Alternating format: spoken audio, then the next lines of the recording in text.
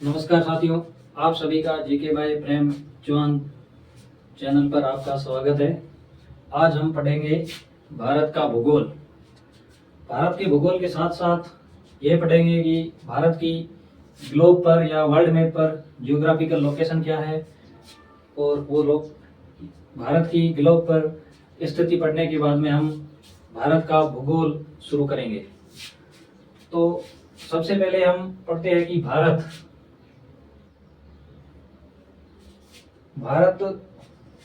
नाम के बारे में अगर चर्चा करें तो भारत नाम का सबसे प्राचीन उल्लेख हमें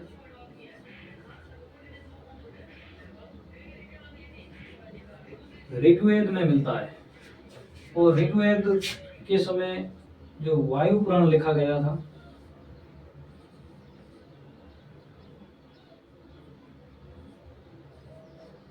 वायु पुराण में भी भारत नाम का उल्लेख मिलता है।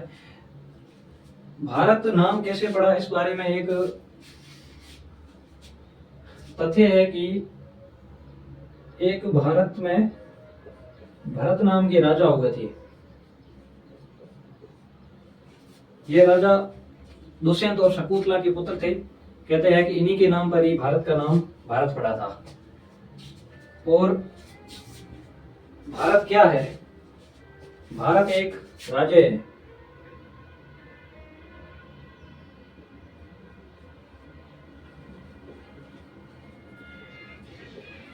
भारत एक राज्य है। राज्य की परिभाषा है कि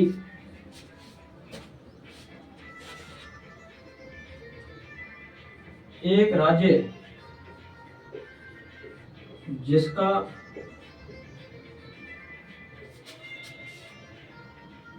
क्षेत्रफल हो, सीमा हो और जनसंख्या हो,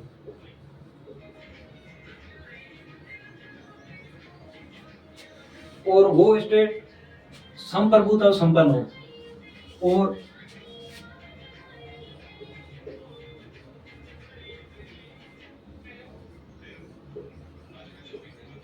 वो राज्य संप्रभुता हो, और जो स्टेट अपने आंतरिक और बाहरी रूप से फैसले लेने के लिए स्वतंत्र हो।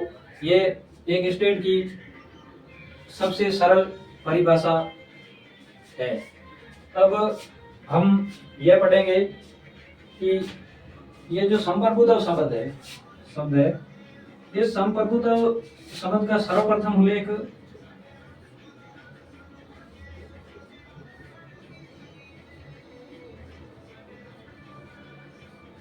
एक प्राचीन समय में यूनान के एक दार्शनिक थे जिनका नाम था जयावोदे।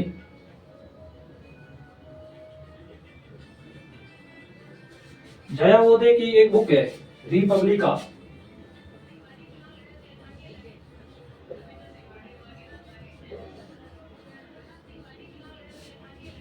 इस रिपब्लिका बुक में संप्रभुता शब्द का सर्वप्रथम उल्लेख मिलता है। इसी के साथ ही हमने भारत के एक राज्य क्या होता है और राज्य की डेफिनेशन पढ़ी, और भारत शब्द कहाँ पे सर्वप्रथम इसका उल्लेख हुआ। भारत के इससे पहले कई अलग नाम थे, जैसे आर्यावर्त, जम्बूद्वीप, इस तरीके के कई नाम थे जो काफी समय से भारत में चल रहे थे। इसी क्रम में आगे बढ़ते हुए हम आज भारत की ग्लोब पर स्थिति क्या है और भारत की जलवायु क्या है, भारत किस महाद्वीप में स्थित है, भारत का क्षेत्रफल क्या है, भारत के पड़ोसी देश क्या है, इनके बारे में भी जानकारी लेंगे। सबसे पहले हम भारत की जियोग्राफिकल लोकेशन के बारे में जानेंगे। भारत की जियोग्राफिकल लोकेशन के बारे में जानेंगे इससे पहले सबसे पहले पृथ्वी, कोई भी देश होगा तो इस पृथ्वी पर ही होगा। तो हम पृथ्वी है जो चपटे आकार की, इसकी जो आकृति है उसे जियोइड कहते हैं। पृथ्वी की आकृति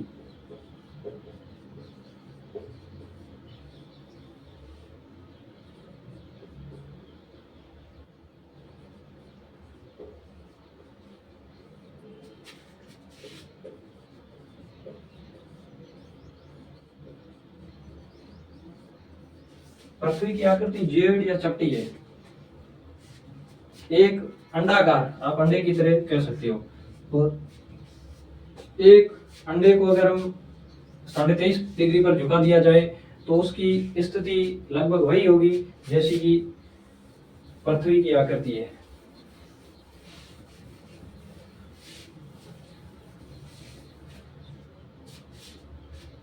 वैज्ञानिकों की कल्पना है कि इस हम जिसे संसार कहते हैं पृथ्वी है, पृथ्वी हमारी एक गैलेक्सी में स्थित है।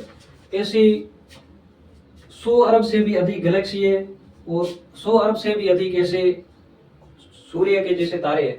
सूर्य एक चमकता हुआ तारा है, जो चमक रहा है उसे तारा कहते हैं, जो नहीं चमक रहा है उसे ग्रह कहते हैं, प्लेनेट। तो पृथ्वी एक ग्रह है। हमारी गैलेक्सी में जो हम मिल्की वे गैलेक्सी में रहते हैं, या मिल्की वे गैलेक्सी के अंदर जो पृथ्वी है उस पर जीवन संभव है।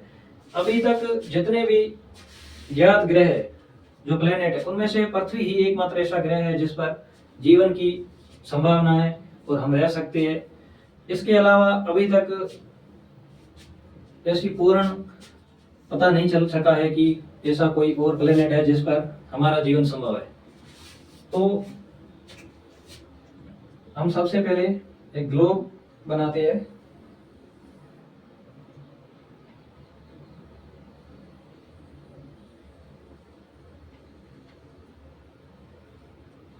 ये ग्लोब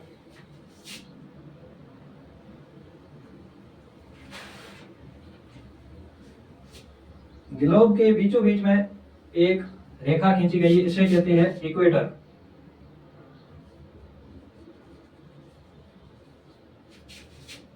या भूमध्य रेखा।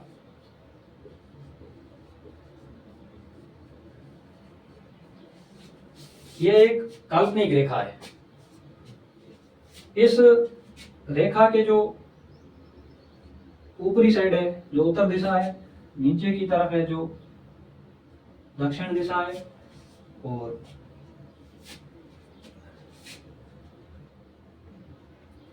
इधर की तरफ है जो पूर्व दिशा है, इधर की तरफ है जो पश्चिम दिशा है। तो इसी तरह पृथ्वी पर यह जो रेखाएं खींची गई है इन्हें अक्षांश कहते हैं। यहां पर एक 5 डिग्री और दक्षिणी गोलार्ध में भी 5 डिग्री, 5 डिग्री उत्तरी अक्षांश।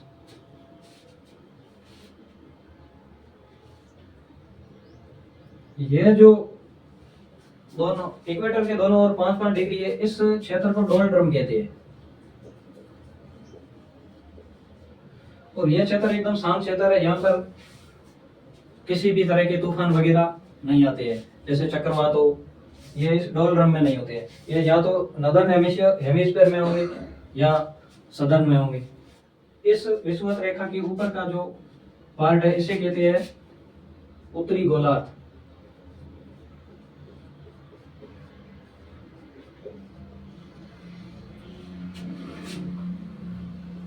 या नदर्न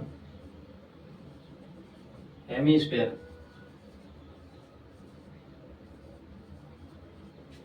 और इसे कहते हैं सदर्न हेमिस्फीयर, दक्षिणी गोलार्ध।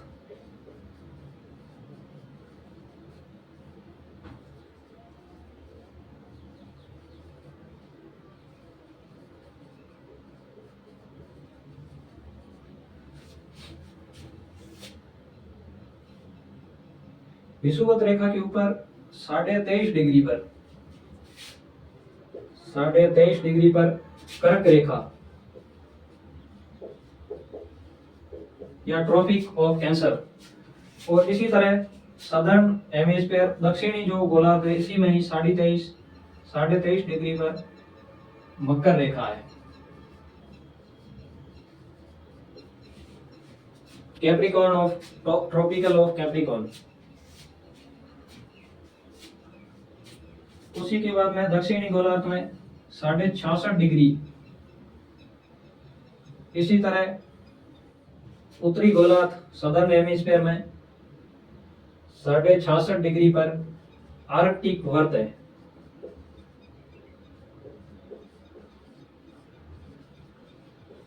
और दक्षिणी गोलार्ध में, सदर्न हेमिस्फीयर में अंटार्कटिक वर्ग।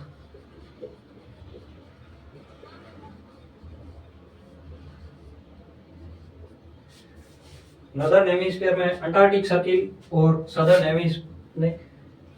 हेमिस्फीयर में अंटार्कटिक सर्किल और नदर्न हेमिस्फीयर में आर्कटिक सर्किल। इसके ऊपर पोलर लाइनें हैं, यहाँ पे भी। इसमें हम, यह टॉपिक है जो फिजिकल जियोग्राफी का है, ये हम भारत की लोकेशन को समझने के लिए इसे पढ़ रहे हैं। इसी तरह ये अक्षांश रेखाएं है,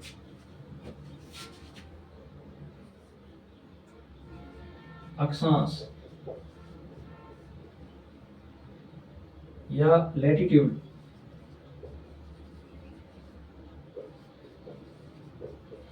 ये सब काल्पनिक रेखाएं हैं। इसी तरह पृथ्वी को, ये जो अक्षांश रेखाएं हैं, ये प्रत्येक 1 डिग्री पर पृथ्वी के एक सेंटर से 1 डिग्री इसको मापकर ये लाइनें खींच दी गई है। इसी तरह इस पर पृथ्वी के सही तरीके से अध्ययन के लिए और हमें पढ़ने में आसानी रहे, इसलिए इस पर देशांतर रेखाएं भी, काल्पनिक रेखाएं खींची गई है।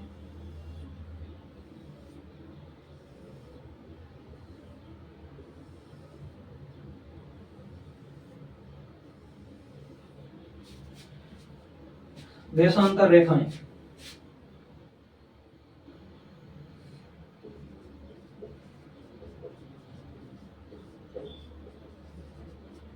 लॉन्गिट्यूड,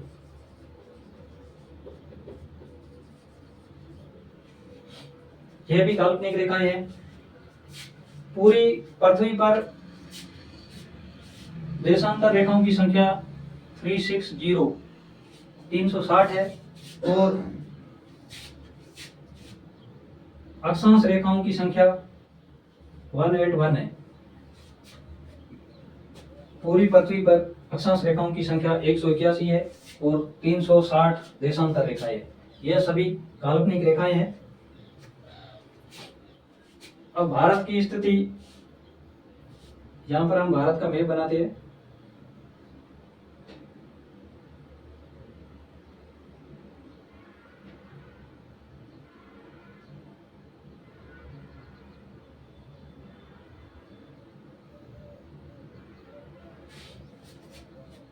भारत की स्थिति आप देखोगे कि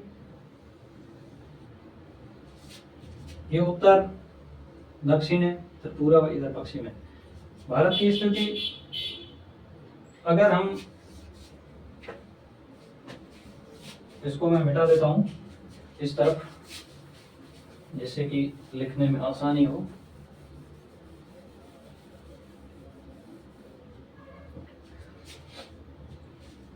भारत की स्थिति,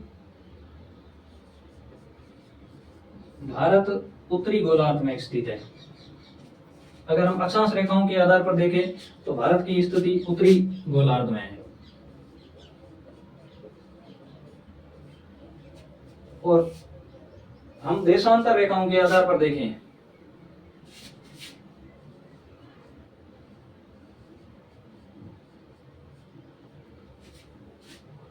देशांतर रेखाओं के आधार पर भारत की स्थिति पूर्वी गोलार्ध में है।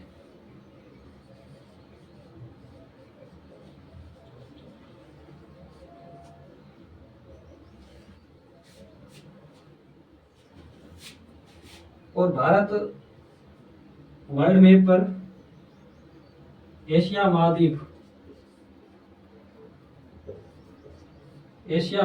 के दक्षिण में स्थित है।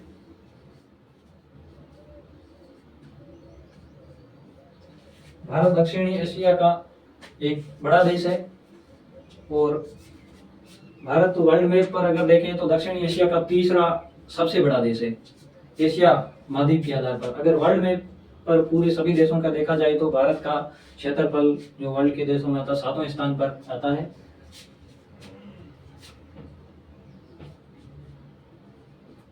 यहाँ पर 23.5 डिग्री कर्क रेखा है।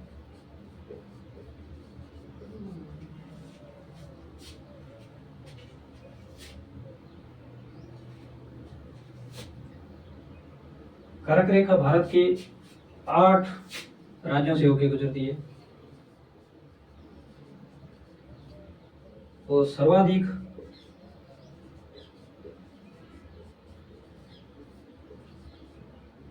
लंबाई है जो कर्क रेखा की मध्य प्रदेश एमपी स्टेट में है। भारत उष्ण कटिबंधीय जलवायु, भारत में उष्ण कटिबंधीय जलवायु है। वैसे देखा जाए तो भारत में लगभग सभी प्रकार की जलवायु उपस्थित है। अगर सबसे गर्म भी डेजर्ट है, उसके बाद में जो उपोष्ण क्षेत्र आता है, उसके बाद में शीत क्षेत्र है, वो भी है। लगभग सभी प्रकार की जलवायु भारत में पाई जाती है।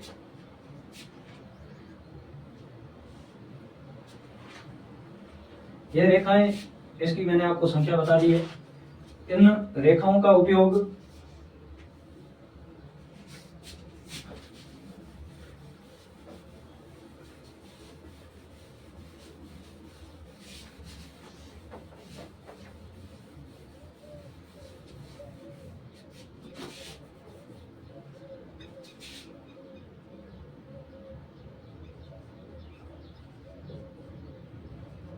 अक्षांश रेखा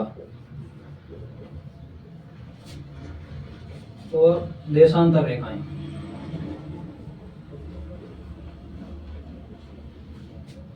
इनका यूज, अक्षांश रेखाओं का मुख्य उपयोग है जो हमें स्थिति,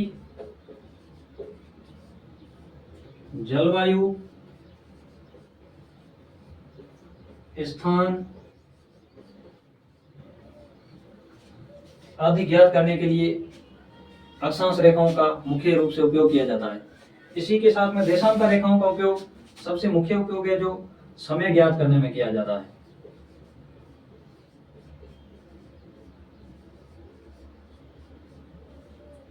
समय ज्ञात करने के लिए सबसे अधिक जो मुख्य रेखाएं काम आती है वो देशांतर रेखाएं है। वैसे तो दोनों रेखाओं को जोड़कर ही समय निकाला जाता है। अक्षांश रेखाएं और देशांतर रेखाएं पृथ्वी को अलग अलग भागों में विभाजित करते हैं और इन रेखाओं की, अक्षांश रेखाओं के बीच की दूरी 111 किलोमीटर है और देशांतर रेखाओं के बीच की दूरी भी 111 किलोमीटर है। एक देशांतर को पार करने में सूर्य को एक देशांतर को पार करने में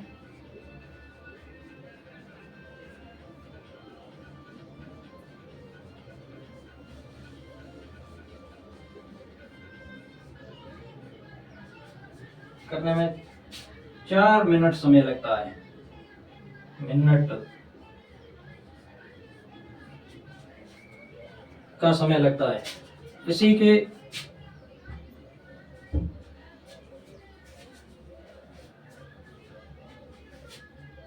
यह जो अक्षांश रेखाएं हैं, यह पृथ्वी पर सबसे बड़ी जो अक्षांश रेखा है जो विषुवत रेखा है।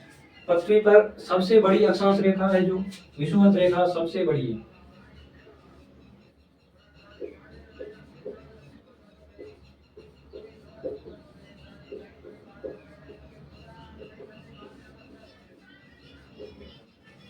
विषुवत रेखा है जो सबसे बड़ी अक्षांश रेखा है। और अगर हम इक्वेटर से ध्रुवों की ओर चलेंगे तो धीरे धीरे जो अक्षांश रेखाएं हैं इनकी लंबाई या आप दूरी कहो तो ये कम होती जाती है। विषुवत रेखा से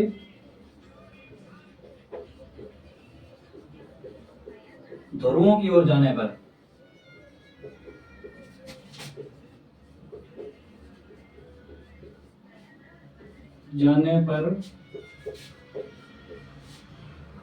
अक्षांश रेखाओं की लंबाई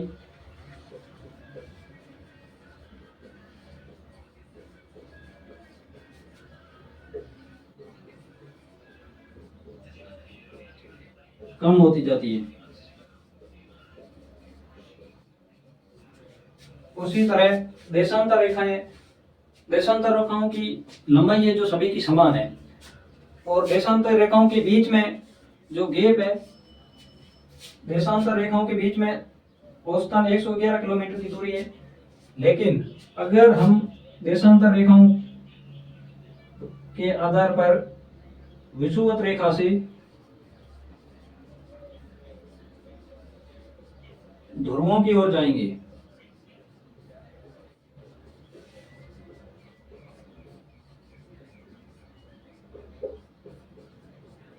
तो ध्रुवों पर देशांतर रेखाओं के बीच की दूरी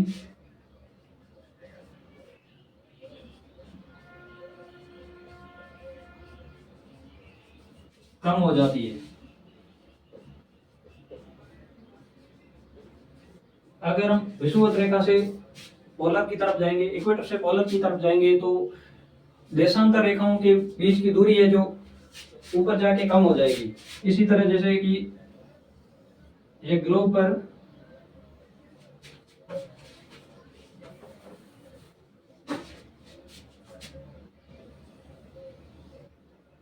ये अक्षांश रेखाएं हैं, इसी तरह अक्षांश रेखाएं हम ध्रुवों की ओर जाएंगे तो इनकी जो दूरी है जो कम, लंबाई कम होती जाएगी, और ये देशांतर रेखाएं हैं। इन देशांतर रेखाओं के यहां से यहां की दूरी 111 किलोमीटर है। इसके बाद में अगर हम ध्रुवों की ओर जाएंगे तो ये ऊपर जाके ये रेखाएं एक दूसरे को ऊपर मिल जाती है, तो यहाँ पर ध्रुवों पर इनकी दूरी एक बार समाप्त हो जाती है लगभग।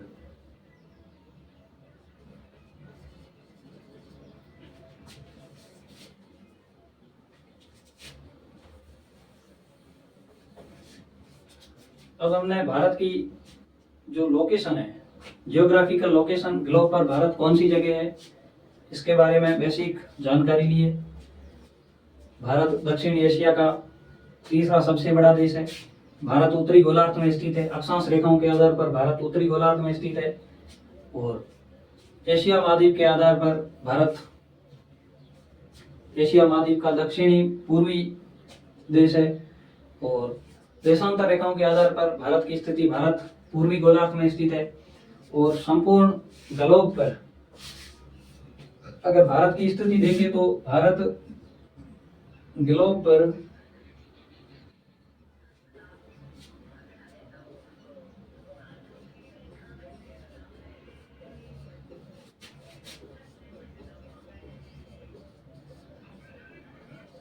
उत्तर पूर्वी दिशा में स्थित है।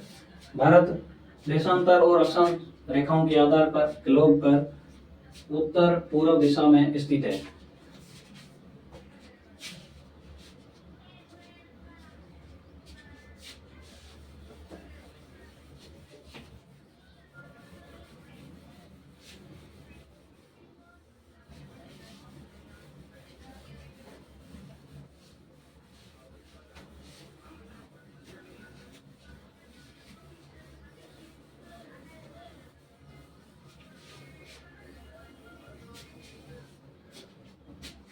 वर्ल्ड में समय ज्ञात करने के लिए समय की मानक रेखा है 180 डिग्री पूर्वी देशांतर।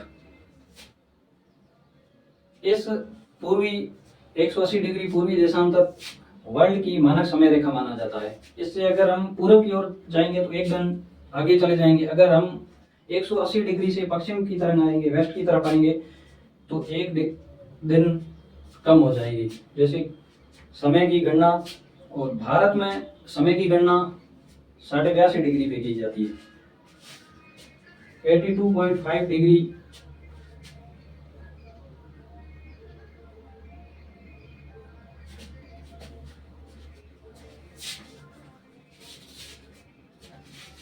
भारत के नाम की चर्चा की जाए तो भारत को जो विदेशी भारत में आए उन्होंने अलग अलग नामों से जाना।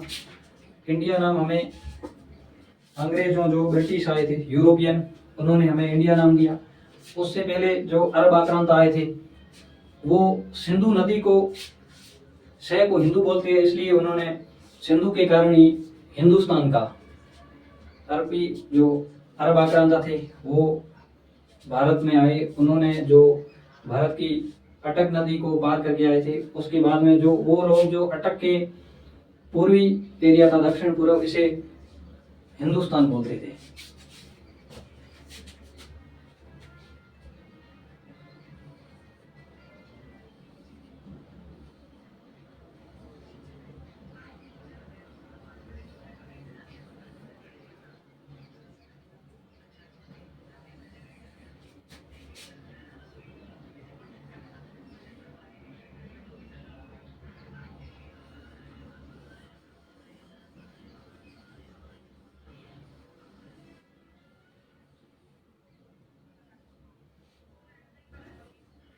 यहाँ पर एक श्रीलंका है। ये हमने भारत का मैप बना लिया है। भारत में वर्तमान में 28 राज्य है और 8 केंद्र शासित प्रदेश, यूनियन टेरिटरी। अक्टूबर 2019 के अंदर केंद्र सरकार ने भारत का जम्मू कश्मीर स्टेट से राज्य का दर्जा हटाकर वहां पर 2 यूनियन टेरिटरी यानी कि केंद्र शासित प्रदेश का निर्माण कर दिया गया था। भारत की अक्षांश और देशांतर रेखाओं के आधार पर स्थिति है। भारत का सबसे दक्षिणी बिंदु है केप कोमोरिन।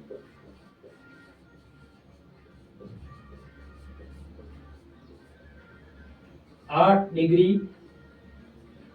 4 मिनट उत्तरी अक्षांश।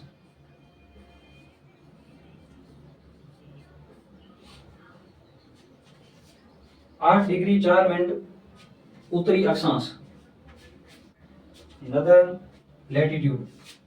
और यहां पर है एक भारत का सबसे उत्तरी बिंदु, यह है 37 डिग्री 6 मिनट।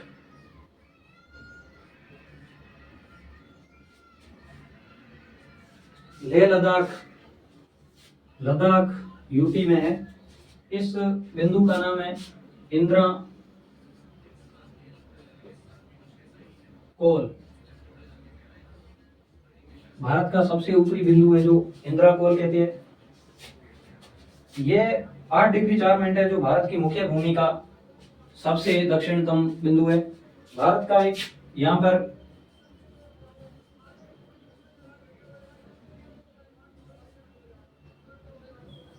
अंडमान निकोबार द्वीप समूह है।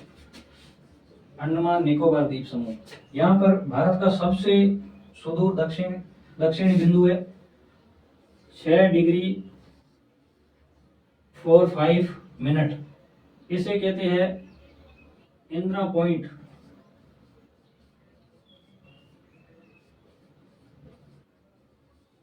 इंदिरा पॉइंट या पिगमेलियन पॉइंट, यह भारत का सबसे सुदूर दक्षिणी बिंदु है। इसी तरह देशांतर रेखाओं के आधार पर गुजरात के गोहर माता,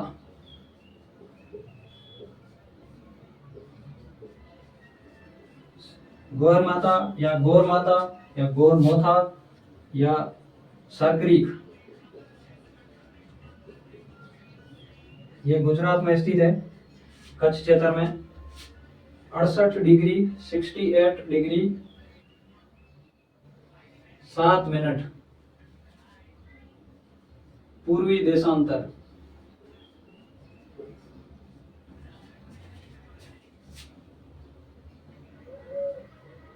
यह है 8 डिग्री 4 मिनट उत्तरी अक्षांश नदर्न लैटिट्यूड, और यह है 37 डिग्री 6 मिनट उत्तरी अक्षांश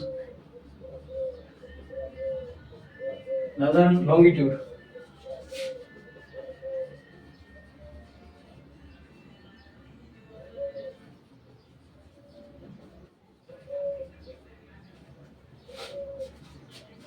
यह है 68 डिग्री 7 मिनट पूर्वी देशांतर। इधर की तरफ में भारत का सबसे पूर्वी बिंदु है 97 डिग्री 25 मिनट। यह है केवुथु, अजान गांव,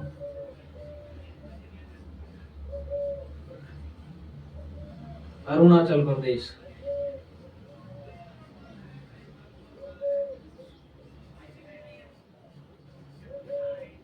अरुणाचल प्रदेश में भारत का सबसे पूर्वी बिंदु स्थित है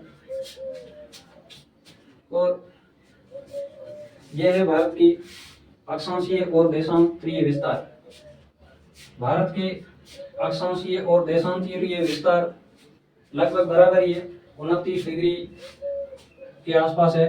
अगर आपको पूछा जाए कि भारत का अक्षांश और देशांतर के बीच में कितना अंतर है, इनके बीच में बहुत ही 0.41 करके कुछ होगा, 41 किलोमीटर का डिस्टेंस।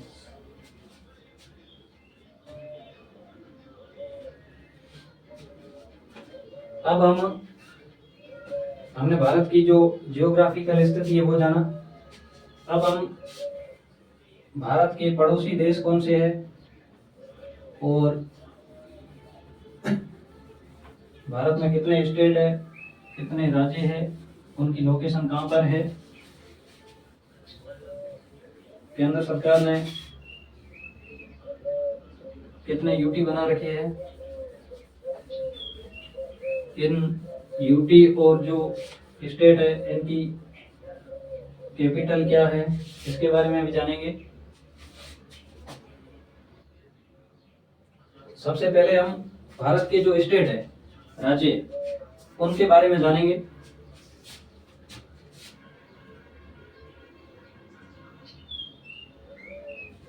यह जो क्षेत्र है यहाँ पर, यह है पीओके। पीओके एरिया है। यहाँ पर जो लाइन है इसे कहते हैं एलओसी, पाकिस्तान ऑक्यूपाइड कश्मीर। इधर की साइड है, इस लाइन को कहते हैं LAC, line of actual control. यह चाइना का क्षेत्र है, इसे अक्साई चीन भी कहते हैं।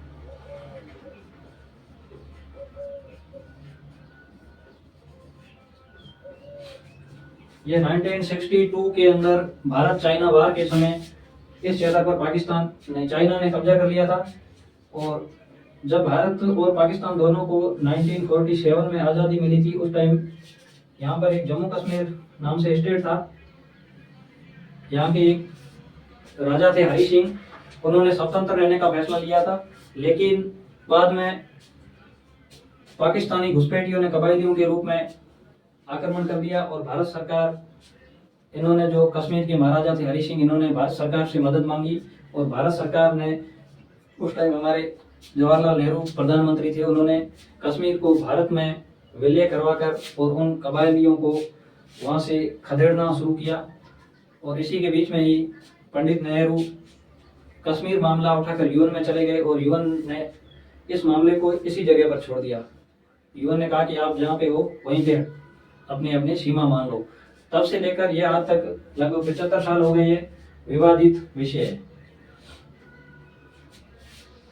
इधर यहाँ पर हमारे एक देश है पड़ोस में, इसका नाम है पाकिस्तान। यह पहले भारत का हिस्सा था, 1947 में अलग हो गया। 15 अगस्त 1947 में भारत और पाकिस्तान का विभाजन हो गया और पाकिस्तान दो हिस्सों में बट गया। इस तरफ था एक पूर्वी पाकिस्तान, जिसे आज हम बांग्लादेश कहते हैं।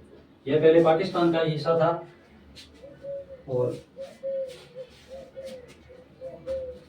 पाकिस्तान की बाउंड्री, सीमा रेखा, भारत के साथ में स्थलीय सीमा लगती है।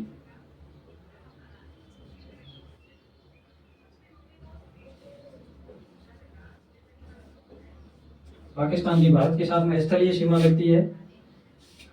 भारत के कुल 15 स्टेट और 2 यूनियन टेरिटरी ऐसे हैं जिनकी पड़ोसी देशों से स्थलीय सीमा लगती है और कुछ भारत के जलीय पड़ोसी देश भी है जिनका आगे जिन्हें हम पढ़ेंगे। भारत की पाकिस्तान से जो सीमा रेखा लगती है, इस सीमा रेखा का नाम है रेड क्लिफ लाइन। पाकिस्तान से जो सीमा लगती है इसका नाम है रेड क्लिफ लाइन। इसकी लंबाई है 3323 kilometre red Cliff line.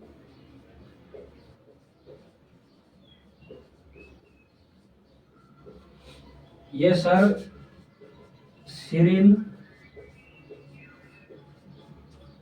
Red Cliff के द्वारा 17 अगस्त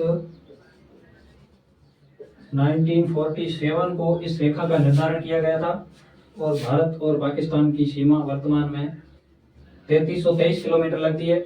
ये आपको कहीं कहीं पर 3310 किलोमीटर भी किसी बुक में मिल सकती है।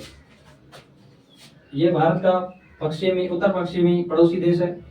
यहाँ पर भारत की पीओके से एक अस्थायी सीमा लगती है अफगानिस्तान की। वर्तमान में पीओके भारत के कब्जे में नहीं है, इसलिए इसे अस्थायी सीमा मान लिया गया है। अफगानिस्तान से लगभग 106 किलोमीटर की सीमा रेखा लगती है और इस रेखा का नाम है डुरंड लाइन।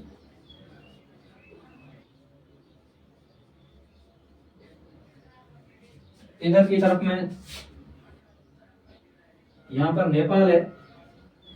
नेपाल की भारत से जो बाउंड्री लगती है उसका कोई भी नाम नहीं दिया गया है। भारत की नेपाल से 1751 किलोमीटर बाउंड्री लगती है। यहाँ पर एक देश है भूटान, इसकी भी सीमा रेखा का नाम नहीं है, लेकिन इसकी जो दूरी है 699 किलोमीटर। यहाँ पर एक और देश है चाइना। पहले ये चेतक भारत की चाइना से सीमा रेखा लगती ही नहीं थी। इन्होंने 1950 के आसपास में जो 1949 में चाइना को ब्रिटिश कॉलोनी के बाद रूप में आज़ादी मिल गई थी। आज़ादी के बाद में चाइना के द्वारा जो एरिया था तिब्बत का, यहाँ पर एक देश था तिब्बत, तिब्बत की सीमा रेखा ही भारत से लगती थी। तिब्बत पर चाइना के द्वारा जबरन कब्जा कर लिया गया। कब्जा करने के बाद में चाइना की सीमा भारत से लगना शुरू हो गई और अब लगभग भारत की 3488 किलोमीटर की सीमा रेखा लगती है। इस तरफ एक देश है म्यांमार।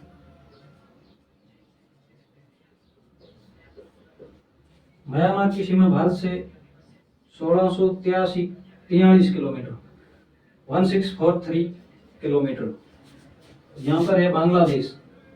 बांग्लादेश की सीमा भारत सबसे अधिक बांग्लादेश की सीमा भारत से लगती है 4096 किलोमीटर 4096 किलोमीटर बांग्लादेश की सीमा भारत से लगती है।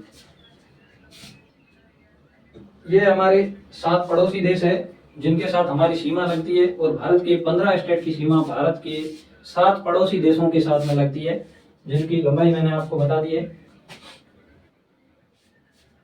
इसी के साथ में भारत के कुछ जलीय पड़ोसी देश है, जलीय पड़ोसी देश जिनसे जलीय सीमा लगती है।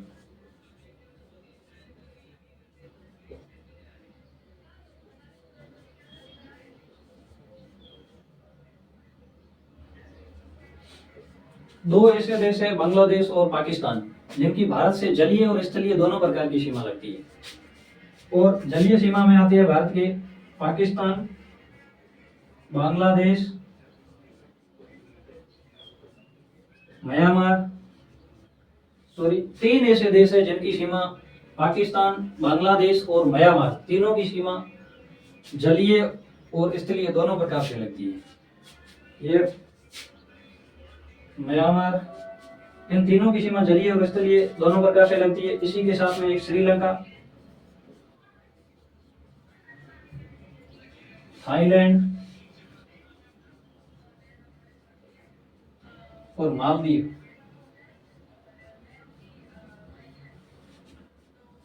छह देशों की सीमा भारत से स्थलीय नहीं 7 देशों की स्थलीय सीमा और 6 देशों की जलीय सीमा लगती है। और शुद्ध रूप से देखें तो 3 देशों की ही एकदम जलीय सीमा लगती है, जिनकी स्थलीय सीमा भारत से नहीं लगती है। ये भारत के पड़ोसी देश है। इसके बाद में हम भारत के स्टेट है, इनके बारे में हम स्टेट यूटी, जो भारत के जितने भी केंद्र शासित प्रदेश है भारत का, एक हम इसमें पढ़ लेते हैं कि क्षेत्रफल की दृष्टि से विश्व के सबसे बड़े देश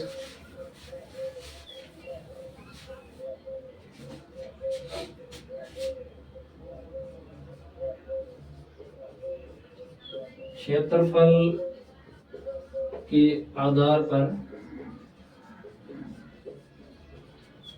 वर्ल्ड में क्षेत्रफल के आधार पर सबसे बड़े देश, सबसे बड़ा देश है रूस। विश्व का सबसे बड़ा देश क्षेत्रफल के आधार पर रूस है। रूस के बाद में कनाडा, कनाडा के बाद में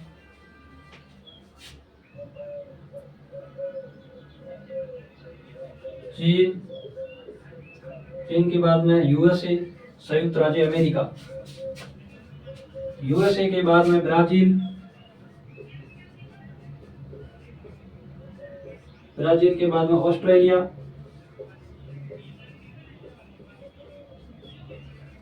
ऑस्ट्रेलिया के बाद में भारत। भारत का क्षेत्रफल के आधार पर वर्ल्ड में 7वां स्थान है और जनसंख्या के आधार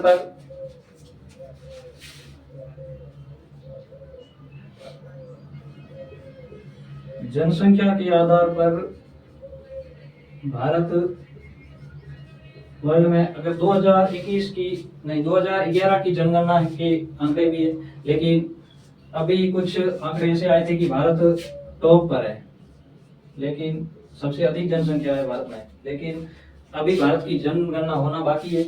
जनगणना होने के बाद में इसके नए तथ्य या आंकड़े आएंगे। अभी भारत को हम सेकंड स्थान पर ही रखेंगे।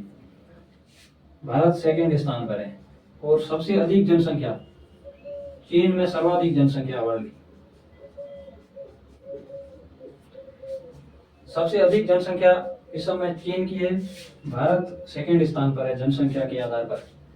और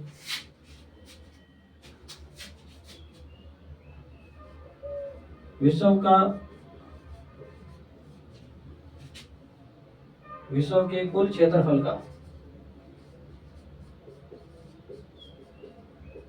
2.4% भारत में है। वर्ल्ड का सबसे जो पूरा क्षेत्रफल है उसका 2.4%, लगभग 2.5% मान सकते हैं, जो भारत में है। और विश्व की 17.5% है, 17.5% जनसंख्या भारत में निवास करती है। 2.4% एरिया में भारत की 17% जनसंख्या निवास करती है। इसके आगे का सेशन हम कल करेंगे, जिसमें हम भारत की कुल सीमा रेखा कितनी है, कितने स्टेट जलीय सीमा रेखा में, कितने स्टेट स्थलीय सीमा रेखा में, उनकी क्या क्या कैपिटल है, उनके बारे में जानेंगे। थैंक्स।